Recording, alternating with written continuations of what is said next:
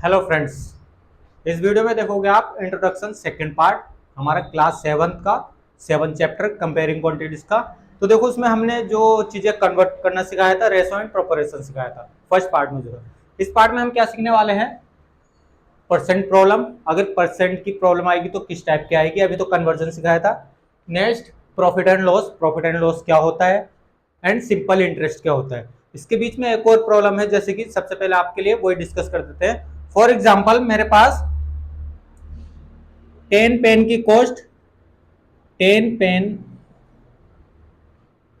Cost of 10 pen, cost of 10 pen है मेरे पास, कॉस्ट ऑफ 10 नोट बुक ले लो आप, 10 बुक मैंने बोल दिया 1200 की है, 10 बुक्स मेरी 1200 की आ रही है। अब उसने पूछा है हमारे पास 13 बुक कितने की आएगी, 13 book how many, 13 book cost, तो हाउ मच 13 बुक्स कॉस्ट ये पूछ लेगा हमसे। तो कितने की हमारी 13 बुक्स होगी, कॉस्ट ऑफ 13 बुक पूछ रहा है हमसे, कॉस्ट ऑफ 13 बुक्स ये हमसे पूछ रहा है, कॉस्ट ऑफ 13 बुक्स क्या होगी। सबसे पहले इस टाइप के जितने भी केस है, सबसे पहले हमारे पास एक बुक की कॉस्ट आ जानी चाहिए। तो एक बुक की कॉस्ट कैसे लाएंगे, देखो सबसे पहले कॉस्ट ऑफ वन बुक कैसे आएगा, cost of one book, one book, cost of one book कैसे आएगा, कैसे आएगा 1200 डिवाइडेड अपॉन, नीचे पहुंच जाएगा 10, 10 आ जाएगा, जीरो से जीरो, तो वन बुक की कॉस्ट कितनी आ गई, ₹120। इस टाइप से आपको करना है। ये वाली प्रॉब्लम देख लो, इस टाइप की देखने को मिलेगी आपको एक्सरसाइज में, मैंने देखा था जैसे नजर मारी थी। तो अब हमसे अगर वो 13 बुक की भी पूछे, तो अब पूछा cost of 13 book, cost of 13 book, cost of 13 books क्या हो जाएगा, एक बुक 120 की, 13 कितनी, 13 मल्टीप्लाई 120, 13 मल्टीप्लाई 120 हो जाएगा, सिंपल सा। तो कर देते हैं हम, रुपीज 12 थ्री जा हमारा 36 का 6, और 12 वन जा 12 एंड 15, तो मीन 0, तो 1560 रुपीज की हमारी, 1560 की हमारी 13 बुक्स होगी। इस टाइप से आप निकाल सकते हो। कोई भी प्रॉब्लम हो, अब जैसे कि हमारे पास कुछ भी हो सकता है, हमारा 5 लीटर दूध की कॉस्ट दे सकता है, या कर्ड 5 केजी कर्ड की कॉस्ट दे सकता है, और फिर हमसे 6 केजी की पूछे या 7 केजी की पूछे, तो हम निकाल लेंगे, पहले 1 केजी की निकालेंगे, 1 लीटर की निकालेंगे, उसके बाद हमारा कितने की भी निकाल सकते हैं। ये हल्का सा स्टेटमेंट था, आप इसको वीडियो को पॉज करके नोट कर लेना। अब आते हैं जो हमने आपके लिए टॉपिक लिख रखे हैं, परसेंट प्रॉब्लम किस टाइप की होती है। देखो परसेंट प्रॉब्लम पहला केस तो होता है, जैसे कि हमसे पूछा है पहला केस में, परसेंट प्रॉब्लम में 20% ऑफ 250, 250 के 200 लिख देते हैं हम आपके लिए। 200 का हमें 20% बताना है, 200 का 20% देना है। तो साफ सा कैसे क्लियर, जैसे भी हम बोलेंगे क्या, बिल्कुल इजी फॉर्म है। 20% को कैसे लिखेंगे, 20/100, ऑफ है, ऑफ की जगह मल्टीप्लाई आ जाता है, एंड 200, 20 से 20, तो कितना आ गया आंसर 40, तो मीन्स 20% होगा 200 का हमारा 40। अब क्वेश्चन ऐसे कह देगा हमसे सेकंड पार्ट में, 20% of it is 20% of it is हमारा 120, इस टाइप से। उसने बोला किसी वैल्यू का 20% 120 आता है, 20% चलो 40 ले लेते हैं, 40 ले लेते हैं, 20% अभी निकाला था। तो हमारे पास पता है वैल्यू क्या है, 200 होगी एग्जैक्टली। तो हमसे पूछा है 20% ऑफ इट इज 40, 20% किस वैल्यू का 40 रुपीज है, मतलब 20% 40 किसका है। तो आप सबसे पहले केस 20% की जगह हम 20/100, ऑफ की जगह मल्टीप्लाई इट जो है ना, इसको हम x मानेंगे अपनी लैंग्वेज में, और इसको फाइनल है, ये है 40। अब जब इस केस को करेंगे 0 से 0, और फिर यही सोल्व कर देते हैं, 1/5 कैंसिल करेंगे, मल्टीप्लाई x अपॉन 40। अब 5 उधर पहुंच जाएगा तो x बराबर हमारा 40 मल्टीप्लाई 5, तो x हमारा कितना आ रहा है 200। हमें पता था ऑलरेडी 20% और 20% जब हमने निकाला था 200 का तो 40 आया था। अब हमसे पूछ लिया था 20% ऑफ इट इज, मतलब वो वैल्यू बतानी है जिसका 20% 40 है। सिंपल सा केस, दो केस है हमारा, ये केस बोलेगा ये केस बोलेगा, परसेंट की प्रॉब्लम थी ये। अब देखते हैं हमारा क्या नेक्स्ट टॉपिक, हमारा प्रॉफिट एंड लॉस। इसको दिखा देते हैं हम आपको, आप वीडियो पोस्ट करके नोट कर लेना, दो केस थे दोनों आपको कराए हैं परसेंट प्रॉब्लम को लेकर। अब देखो इसमें क्या है हमारा प्रॉफिट एंड लॉस। अब इसमें आता है कॉस्ट प्राइस, एक होता है सेलिंग प्राइस। अब ये दोनों आपको समझने पड़ेंगे। फॉर एग्जांपल कोई बिजनेसमैन है, वो उसके पास कोई सामान है, बेचेगा जरूर, तो जो बेच रहा है सामान वो भी तो कहीं से खरीद के लाया होगा, तो जहां से वो खरीद के लाया है, जितने का वो खरीद के लाया है वो होता है कॉस्ट प्राइस। जहां से सेलर हमारा खरीद के लाया है सामान वो होता है कॉस्ट प्राइस, और सेलिंग प्राइस जो कस्टमरों को सेल करता है उस प्राइस को सेलिंग प्राइस।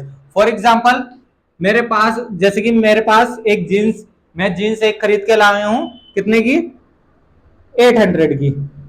अब मैंने उसको बेच दी 900 की, ओके 900 की बेच दी, तो इस केस में मेरे को 100 रुपीज का प्रॉफिट हुआ। तो कहने का मतलब जब कॉस्ट प्राइस से बड़ा सेलिंग प्राइस होता है तो उस केस में होता है हमारा प्रॉफिट होएगा, उस केस में हमारा प्रॉफिट होएगा। अगर कभी कभी ऐसे हो जाता है हमारा कॉस्ट प्राइस था 800 बट हमने उसको बेची बार्गेनिंग करके, हमें याद नहीं रहा 750 की, तो हमें 50 रुपीज लॉस होएगा। तो हम इसमें केस में क्या लिखेंगे, हमारा कॉस्ट प्राइस जब बड़ा हो जाता है सेलिंग प्राइस से तब होता है हमें लॉस बिजनेस में, जो भी हमारा बिजनेसमैन है। इस टाइप से तो ये कॉस्ट प्राइस और सेलिंग प्राइस का जो आपका क्लैरिटी मिल गई होगी। कॉस्ट प्राइस जितने में हम खरीद के लाए हैं, मतलब एक तरीके से हम शॉपकीपर हैं, मतलब हम क्या शॉप चला रहे हैं और हम जितने का खरीद के लाए हैं होलसेलर से वो हमारा कॉस्ट प्राइस माना जाएगा, जितने में हम बेचेंगे कस्टमर को वो हमारा सेलिंग प्राइस माना जाएगा। तो कॉस्ट प्राइस, जब कॉस्ट प्राइस छोटा हो जाता है सेलिंग प्राइस बड़ा हो जाता है तो हमें प्रॉफिट होता है उस केस में, जब कॉस्ट प्राइस बड़ा हो जाता है सेलिंग प्राइस, तो उस केस में हमें लॉस होता है। अब देखो हमें पूछेगा, अब हमसे डिफरेंट टाइप की प्रॉब्लम पूछेगा, हमें लॉस हुआ है कि प्रॉफिट हुआ है, तो ये तो हमें देखते ही पता लग जाएगा। अगर कॉस्ट प्राइस छोटा हुआ सेलिंग प्राइस से तो हमारा प्रॉफिट हो रहा है, कितना हो रहा है हम माइनस करके निकाल देंगे, प्लस माइनस करके। तो अब देखो अब इसमें क्या है, दोबारा से कैसे हमारा, अब वो पूछेगा हमारा loss in percent, loss in profit and percent, sorry क्या बोलना चाह रहा हूं मैं, प्रॉफिट एंड लॉस चल रहा है ना, profit in percent and profit in percent and loss in percent. तो ये हमसे पूछेगा, तो ये दो चीज हटा देते हैं। अब हमें एक फॉर्मूला आता है प्रॉफिट इन परसेंट, मतलब प्रॉफिट हुआ है तो कितना परसेंट हुआ है। तो इसका फॉर्मूला होता है हमारा प्रॉफिट कितना हुआ है अपॉन कॉस्ट प्राइस रखते हैं, जितना का कॉस्ट प्राइस था वैल्यू उस आइटम का मल्टीप्लाई 100, ये था फॉर्मूला इसका। सेलिंग प्राइस वो आप लॉस इन परसेंट, इसमें हमारा लॉस रखा जाता है, लॉस कितना हुआ है हमें पता लग जाएगा, माइनस करके निकाल देंगे। फिर इसमें भी हमारा कॉस्ट प्राइस ना कि सेलिंग प्राइस मल्टीप्लाई 100, ये हमारा फॉर्मूले हैं profit in percent, profit in percent and loss in percent. ये हमारे दो फॉर्मूले हैं, ये आपको यूज करने पड़ेंगे आपकी जो भी हमारे पास प्रॉब्लम आएगी। अब देखो लास्ट टॉपिक है कौन सा, सिंपल इंटरेस्ट का फॉर्मूला होता है, पहले लिख देते हैं। सिंपल इंटरेस्ट का फॉर्मूला जो होता है हमारा P multiply R multiply T upon 100। अब देखो ये होता क्या है, और फॉर एग्जाम्पल हमारा बिजनेस में कुछ दिक्कत आ रही है तो उसको कुछ लोन लेना पड़ेगा, कुछ उधार पैसा लेना पड़ेगा बैंक से। तो जो भी हम वो उधार ले रहे हैं वो होता है हमारा प्रिंसिपल, इसकी फुल फॉर्म है प्रिंसिपल वो होता है जो हमारा हमने बोरो किया है, बोरो अमाउंट, ये मैं लिख रहा हूं, आप लिख लेना, बोरो अमाउंट। प्रिंसिपल मींस बोरो अमाउंट, जितना हमने बोरो किया है। अब आर क्या होता है? आर होता है रेट। रेट कितने परसेंट रेट से हमने पैसा लिया है। अगर हमें कोई 1000 रुपए दे रहा है तो वो बोलेगा भाई 1000 पे मैं 2% लूंगा, तो वो रेट होता है परसेंट। परसेंट होता है कितने परसेंट से लिया जा रहा है। Rate is equal to rate of percent. अब टी, टी मीन्स टाइम, कितने टाइम के लिए जा, time period means time period, ये टाइम पीरियड होता है। टी मीन्स टाइम, तो इसको समझ गए होंगे। और अपॉन 100। अब इंटरेस्ट, इंटरेस्ट क्या होता है? इंटरेस्ट होता है हमारा, इंटरेस्ट होता है हमारा एक्स्ट्रा मनी। दिख रहा होगा आपको, एक्स्ट्रा मनी, जो भी हम एक्स्ट्रा मनी पे करेंगे। जैसे कि फॉर एग्जांपल मैंने किसी से 1000 रुपीज उधार लिए हैं, उसने, मैंने बोला भाई 1 साल बाद तेरे को दे दूंगा, तो 1 साल बाद दे देंगे, तो उसने बोला भाई 2% में ब्याज दूंगा। 2% ब्याज मतलब 2% निकालेंगे पहले 1000 का। उसने बोला 1 साल का हमारा 2% ब्याज लगेगा, अगर 2 साल चाहिए तो 4%। तो इस टाइप से वो परसेंट बढ़ाता जाएगा अगर हमने ज्यादा टाइम तक अपने पास पैसा रखा है।